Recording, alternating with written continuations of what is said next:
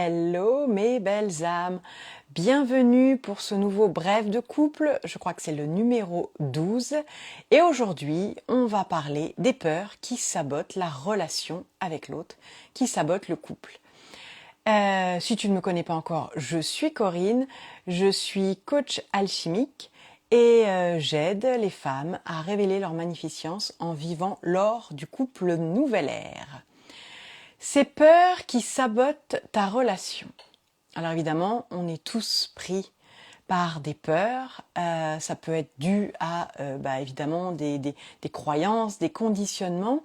Et hier, je t'ai parlé des 5 étapes par lesquelles on passe tout au long de notre vie, les 5 étapes du couple qui peuvent à la fois être vraies pour le couple intérieur comme pour le couple que tu formes en duo avec quelqu'un d'autre.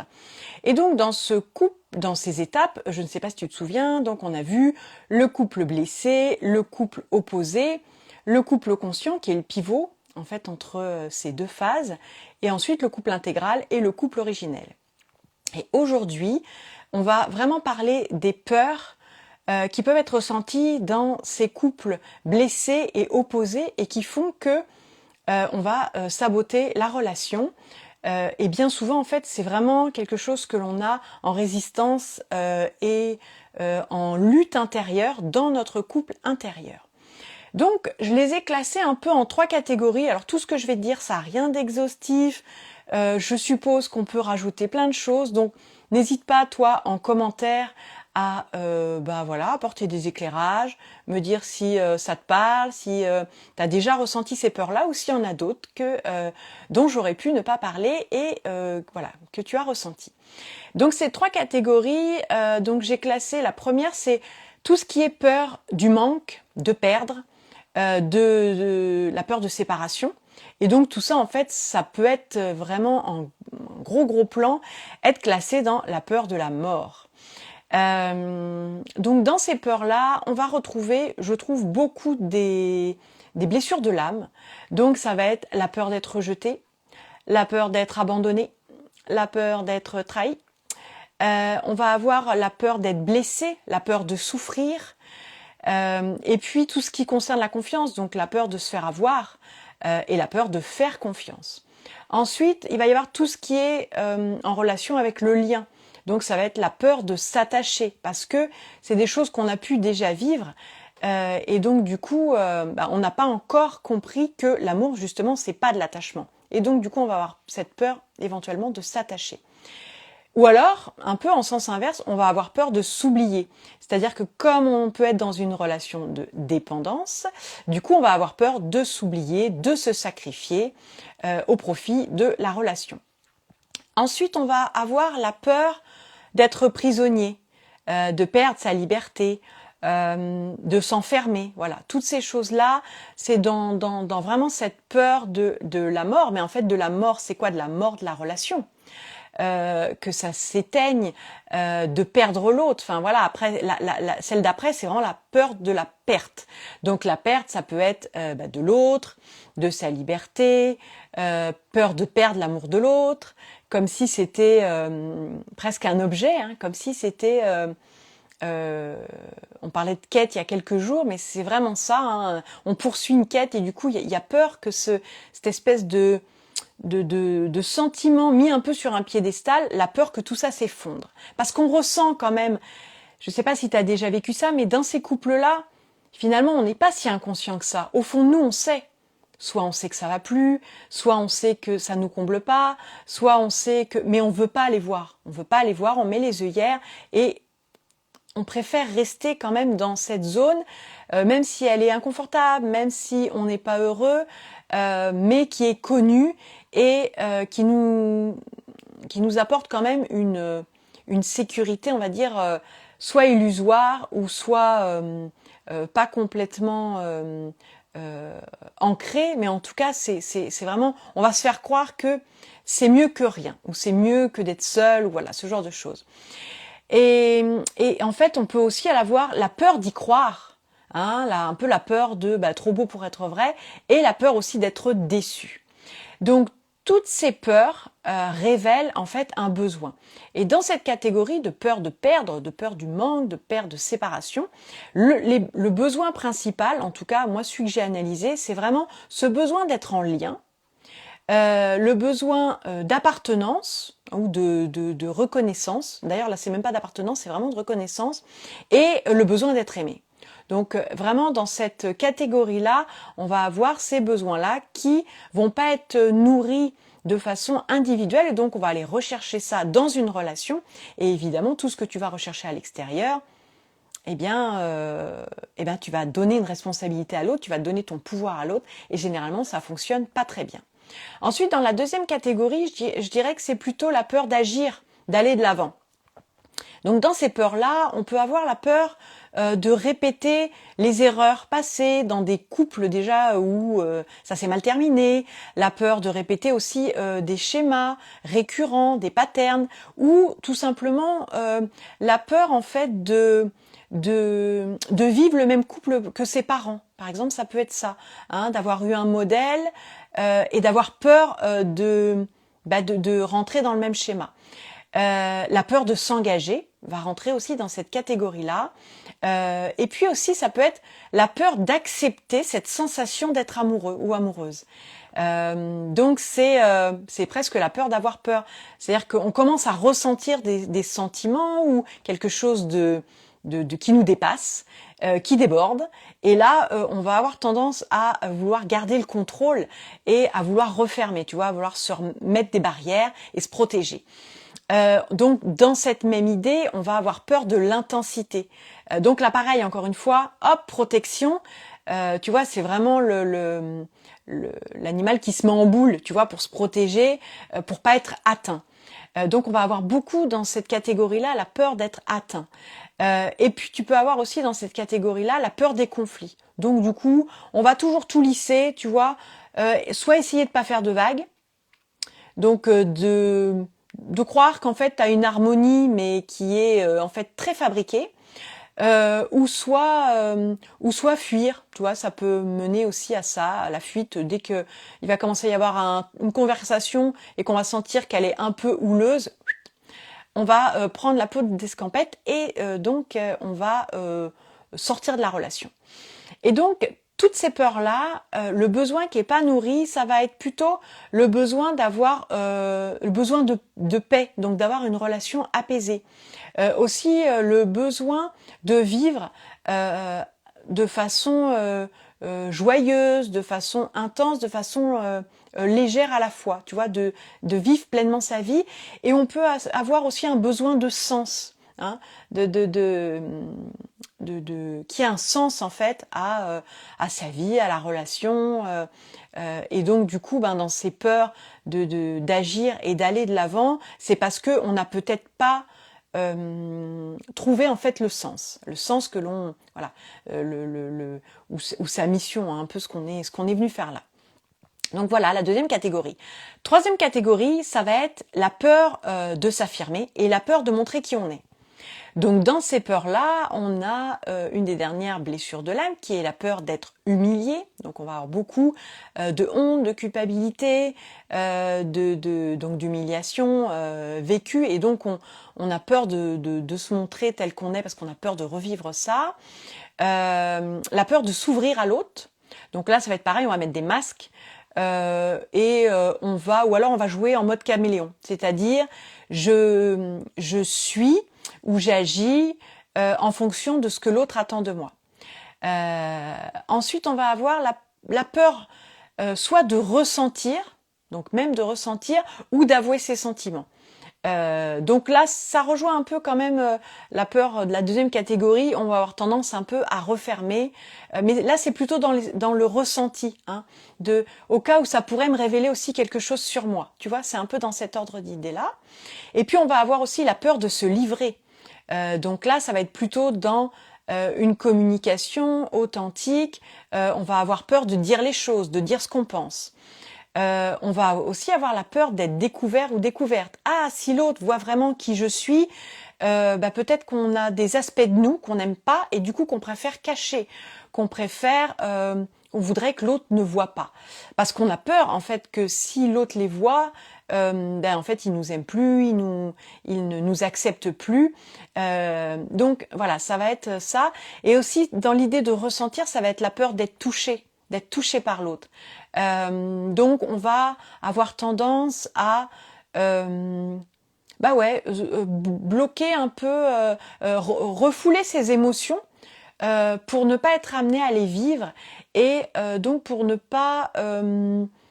ça va aussi un peu avec la peur de souffrir, mais là c'est vraiment dans l'idée de si je ressens rien, je vais pas me mettre à nu hein, par rapport à l'autre. Je vais pas avoir besoin de jouer franc jeu quoi. La peur aussi d'être en intimité, évidemment, ça va avec. Donc l'intimité, c'est en fait justement se mettre à nu et rentrer aussi dans l'espace de l'autre et faire rentrer l'autre dans son espace. Donc ça va être au moment d'intimité des corps. Donc là, on va peut-être avoir besoin d'éteindre la lumière, on va peut-être avoir besoin, tu vois, dans cette idée un peu de se cacher. On est quand même là-dedans, dans ces peurs-là. Mais ça peut être aussi avoir besoin qu'il y ait du monde à la maison, par exemple. Parce que ça permet de pas se retrouver tout seul avec l'autre. Tu vois, ça peut être ce genre de choses. Donc ça peut être aussi la peur justement de laisser rentrer quelqu'un, c'est-à-dire qu'en fait on a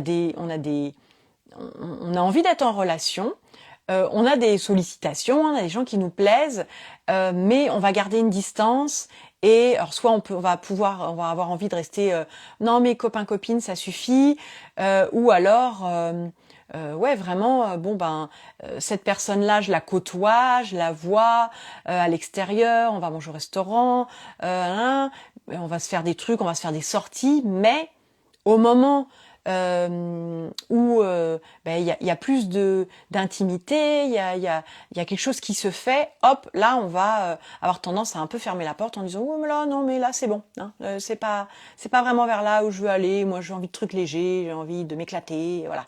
Donc ça peut être ça. Et le besoin par rapport à ces peurs-là, c'est vraiment un besoin de sécurité et un besoin d'être compris, comprise et d'être accepté. Donc, tu vois, dans ces trois catégories-là, on voit bien que dans ces couples-là, on a tendance à voir toujours par rapport à l'autre, par rapport à l'extérieur, à attendre quelque chose de l'autre. Et donc, dans ces besoins pas nourris, c'est parce que on n'est pas allé voir ça en nous, on n'a pas été capable ou on n'a pas eu de modèle pour pouvoir aller connecter à ça en nous. On n'a peut-être même pas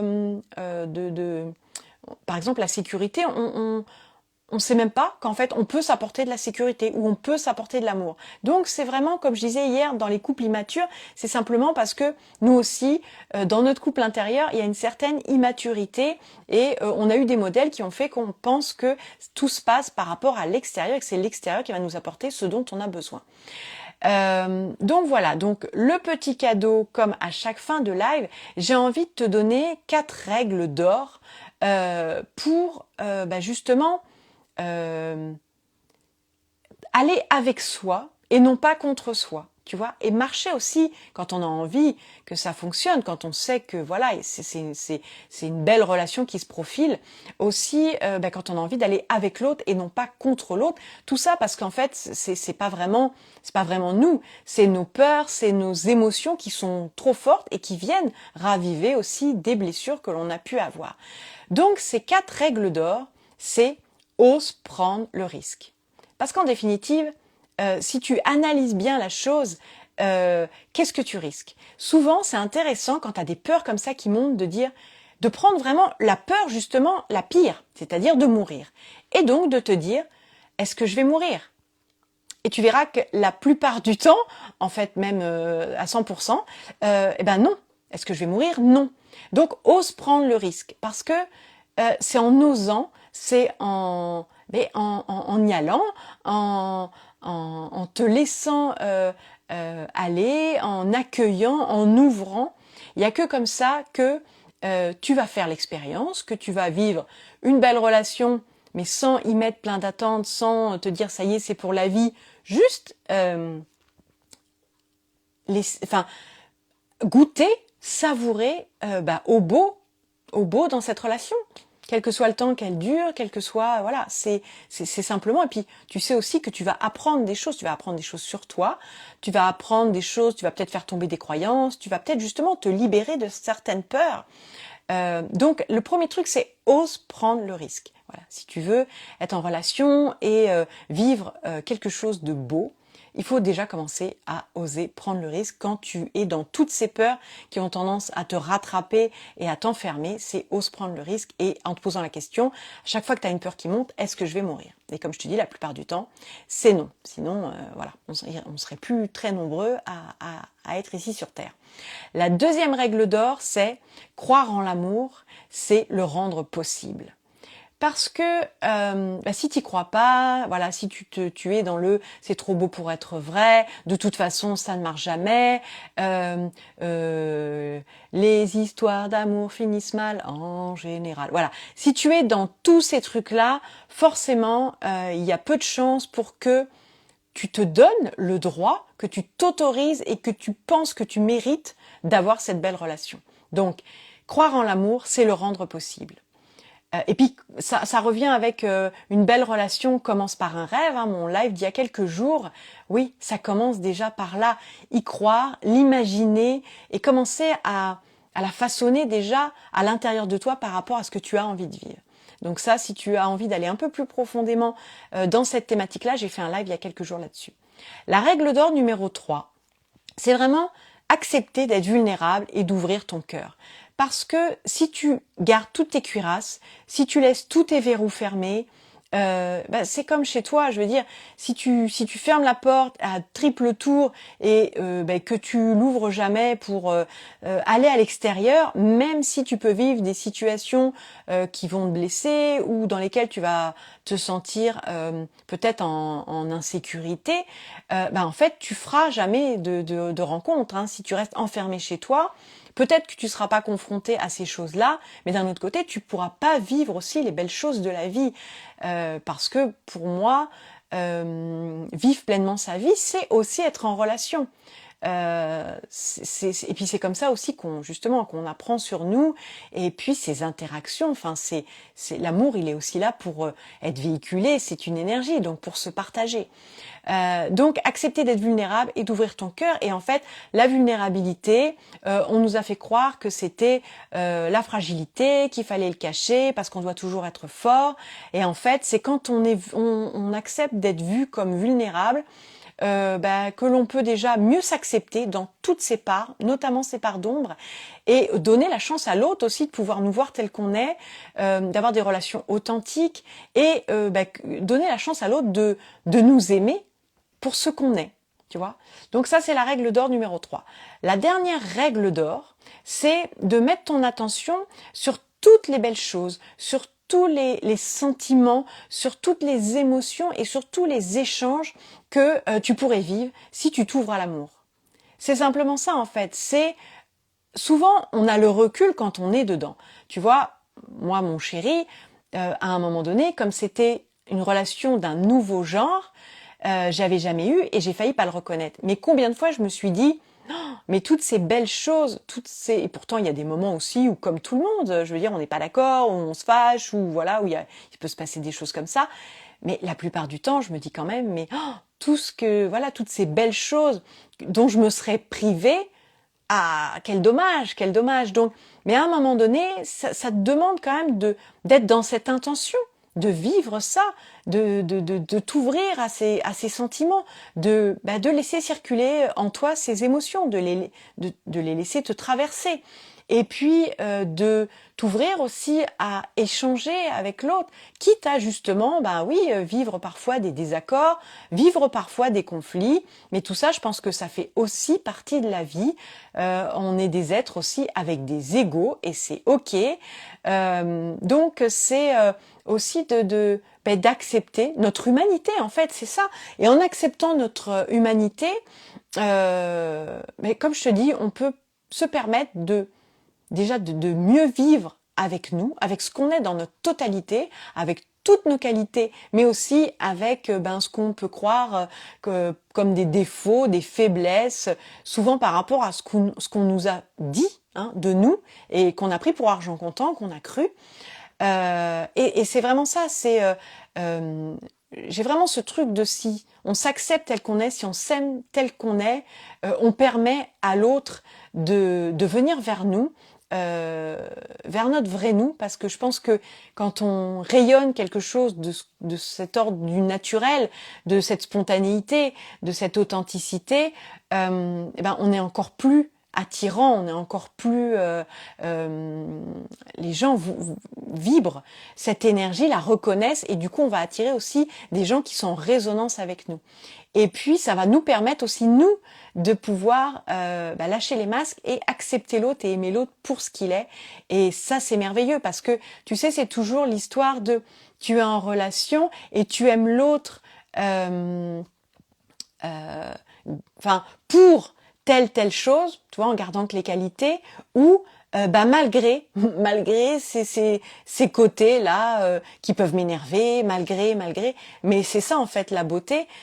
Et c'est pour soi aussi, avoir une certaine aussi tolérance, arrêter de se critiquer, de se mettre dans des boîtes de je suis pas capable, de toutes ces identifications qu'on a par rapport à des personnages qu'on joue, parce que voilà, on veut correspondre à une masse, on veut être aimé, accepté. Mais comme tu le vois, tu vois, ces peurs, quand elles arrivent, c'est vraiment se poser la question, quel est le besoin qui n'est pas nourri?